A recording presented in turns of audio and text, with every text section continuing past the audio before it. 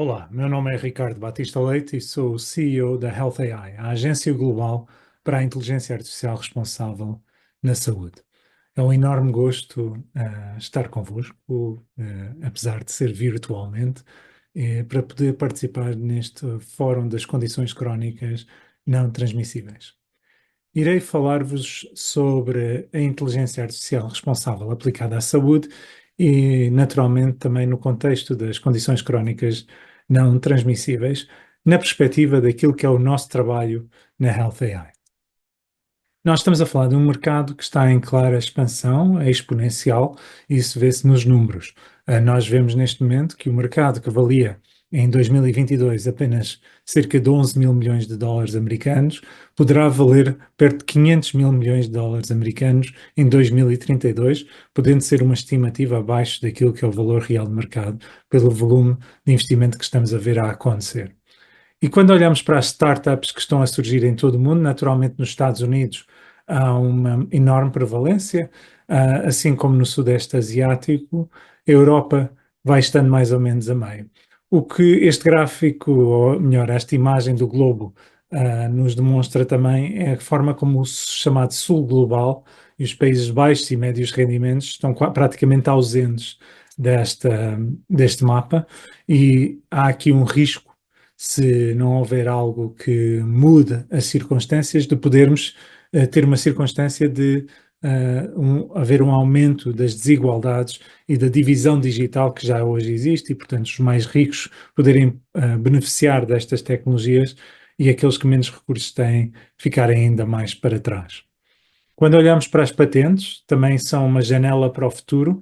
Nós percebemos que as patentes ligadas à inteligência artificial estão a crescer exponencialmente, e quando olhamos para quem está a registar essas patentes, 61% foram registadas na China, 21% nos Estados Unidos, apenas 2% na União Europeia e Reino Unido, 16% corresponde ao resto do mundo. Mais uma vez, estas desigualdades a ficarem patentes, mas também aquilo que é a bipolarização entre os Estados Unidos e a China, que não será necessariamente benéfico para o globo como um todo, algo que temos que ter bem presente.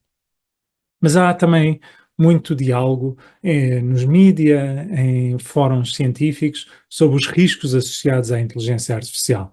Bom, sobre isso, quero-vos dizer que há riscos que não podemos ignorar, devem ser mitigados, e já lá vamos, é esse o trabalho que nós, como Health AI, fazemos, mas também temos que olhar para o lado positivo, ou seja, há enormes potenciais benefícios que podem advir da inteligência artificial. E trago aqui apenas alguns exemplos de como hoje, não é no futuro, hoje a inteligência artificial já está a ter um papel determinante de transformar toda a cadeia de valor em saúde, desde a investigação e desenvolvimento de novos fármacos, de ensaios clínicos, fazer simulações virtuais de doentes. Se pensarmos no conjunto de condições crónicas não transmissíveis que hoje não têm resposta terapêutica, nós percebemos, seja do ponto de vista de prevenção, de cura, de tratamento, nós vemos que a inteligência artificial pode ser um acelerador de encontrar tecnologias que podem responder a situações que hoje não têm resposta, e potencialmente de reduzir os custos associados a essas respostas terapêuticas. O mesmo se aplica na manufatura e logística e na distribuição, garantir que estas tecnologias conseguem chegar a todo lado, e, portanto, a questão das pessoas viverem remotamente não ser uma condição que prejudique necessariamente a sua condição de acesso à saúde. E o mesmo se diz a poder utilizar o chamado Big Data, dados em grandes quantidades, para poder fazer, através do poder preditivo que a inteligência artificial oferece, de poder ter um papel no que diz respeito à saúde populacional, de sermos mais eficazes em intervenções de saúde pública, de prevenção, de promoção da saúde, ou também naquilo que oferecemos do ponto de vista de cuidados de saúde, e naquilo que é a monitorização depois da alta, digamos assim, garantindo que pessoas com condições crónicas possam ser acompanhadas remotamente com toda a qualidade, como se estivessem numa instalação hospitalar, graças às tecnologias, incluindo a inteligência artificial. E até do ponto de vista de gestão de doentes, gestão de recursos, gestão de listas de espera, tudo isto pode ser melhorado com a inteligência artificial. Algumas destas tecnologias vão melhorar os ganhos em saúde, outras vão permitir poupanças, outras vão ser um misto. O importante é que utilizemos a inteligência artificial para repensar como é que nós queremos que os cuidados de saúde e o acesso à saúde seja possível no futuro. Hoje, os sistemas de saúde, vamos admitir, estão avariados, estão partidos.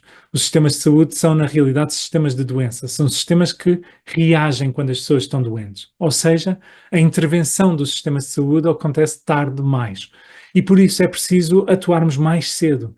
E para atuarmos mais cedo, seja para sermos mais eficazes na prevenção, num diagnóstico precoce, nós temos que ter tecnologias que nos ajudem a garantir essa intervenção, e a inteligência artificial pode ser desenhada e implementada precisamente com essa nova visão. Ou seja, passarmos de um sistema que reage à doença para um sistema que promove a saúde e previne verdadeiramente a doença, reduzindo a carga da doença e, por via disso, libertando recursos financeiros para poder melhorar as respostas àqueles que inevitavelmente ficam doentes.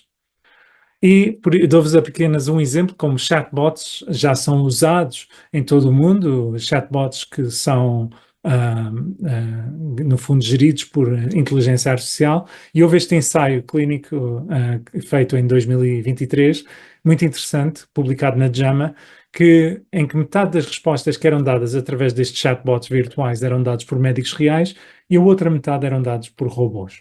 Os doentes não sabiam se eram robôs, se eram seres humanos com quem estavam a falar, e os outputs, ou seja, os ganhos em saúde que os robôs conseguiram objetivamente foram melhor que as máquinas, embora esses dados tenham sido recentemente contestados, mas seja como for, houve aqui uma tendência clara.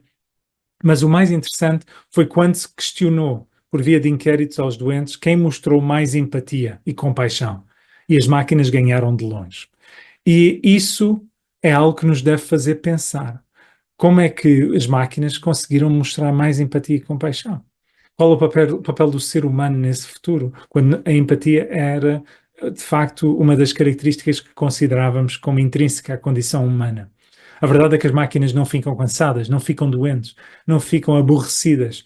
E, portanto, as máquinas conseguem ser consistentes na forma como falam com os doentes. E por isso nós temos que pensar e repensar o papel do ser humano num novo sistema de saúde, nesta nova visão de saúde. E nós sabemos que os resultados, de facto, das máquinas podem ser melhores que os humanos, mas quando combinamos humanos com máquinas, todos os estudos mostram que é essa combinação que consegue os melhores resultados de todos.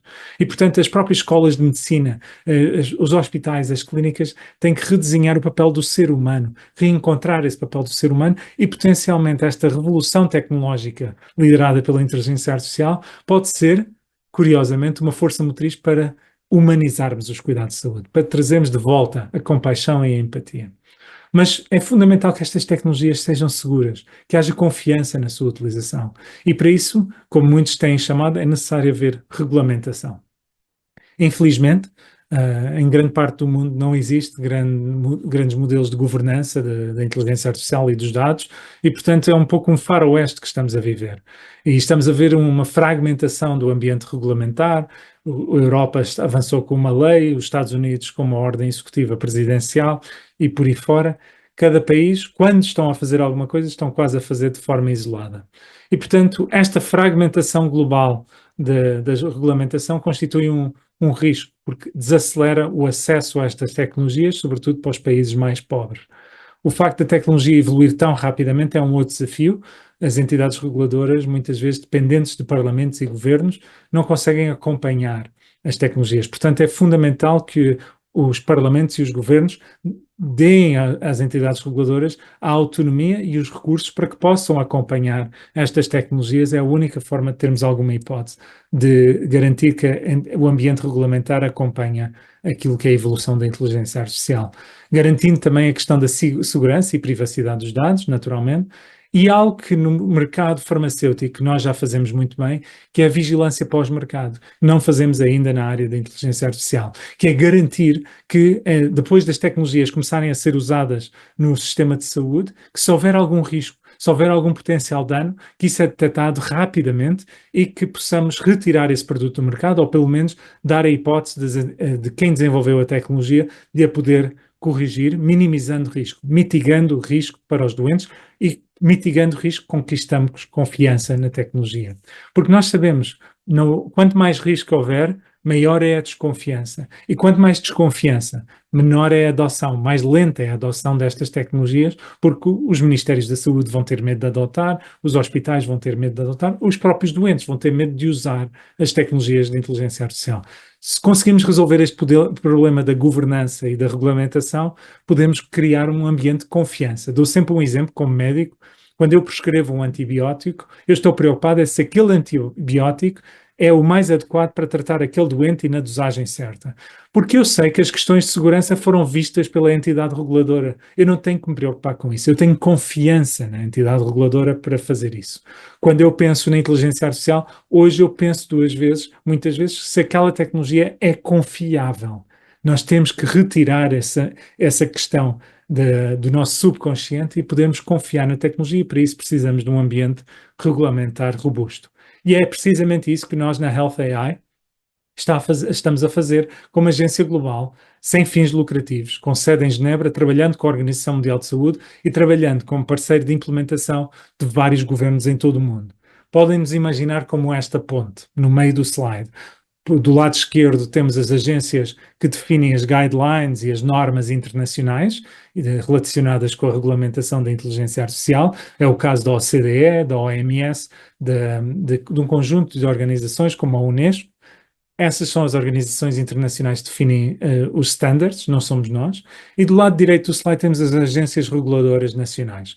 A Health AI ajuda a traduzir e adaptar essas normas internacionais para o contexto local, ajudando os países a criar aquilo que são os seus mecanismos de validação de ferramentas de inteligência artificial, no fundo, as suas entidades reguladoras, que nós, a partir do momento em que nós dermos essa formação e essa assistência técnica, integramos essas entidades reguladoras que são qualificadas para a nossa rede global regulatória e criamos um modelo de alerta global. Ou seja, se houver qualquer risco detectado com qualquer ferramenta de inteligência artificial, desde o Japão à Suíça ao Brasil, nós o que vamos fazer é, no fundo, ligar um sistema de alerta, uma bandeira vermelha que se levanta em todas as agências reguladoras, garantindo que todos conseguem atuar de modo a prevenir potenciais danos associados a estas tecnologias.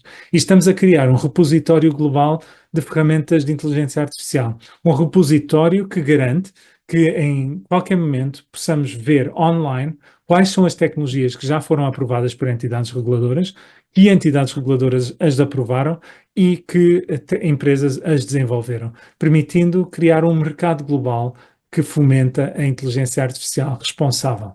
E criamos também uma comunidade prática da Health AI, a qual todas as agências podem fazer parte. Vou tirar a imagem para poderem ver o QR Code. E aqui vocês podem ver que nós, através desta comunidade prática, estamos a juntar governos, entidades reguladoras, estamos a juntar também entidades privadas que desenvolvem as tecnologias, associações de doentes e movimentos da sociedade civil, todos são bem-vindos a esta comunidade prática da Health AI, onde iremos fomentar discussões em torno da governança global da inteligência artificial, partilha de boas práticas, partilha de experiências, partilha de preocupações para podermos encontrar soluções. E, portanto, é uma comunidade fundamental porque só juntos conseguiremos trabalhar no sentido de melhorar a saúde para todos. Agradeço muito a vossa atenção e fico à vossa disposição para perguntas através do meu e-mail. Muito obrigado.